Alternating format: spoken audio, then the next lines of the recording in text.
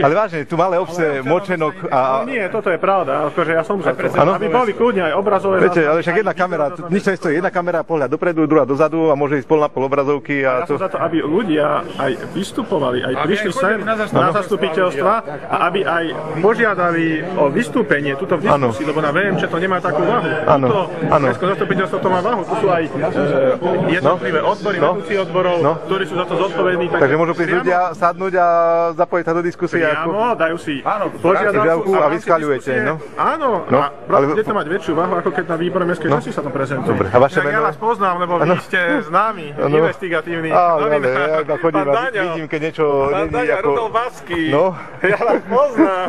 Vidíte. Dobre.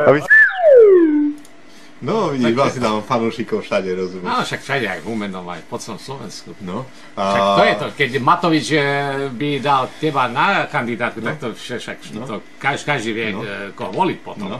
Ale hlavne ešte je zaujímavé, čo povedal ten poslanec, že aby ľudia chodili na mestské zastupiteľstva a priamo sa zapájali do tej diskusie, lebo oni môžu sa nahlásiť, že chcú mať nejakú interpeláciu buď na poslanca, teraz tam schválili, že do 15 nemusí aj primátor odpovedať, poslanci. Čiže akákoľvek otázka, prídeš na mestské zastupiteľstvo a opýtaš sa, čo je toto, prečo je tamto a tak ďalej.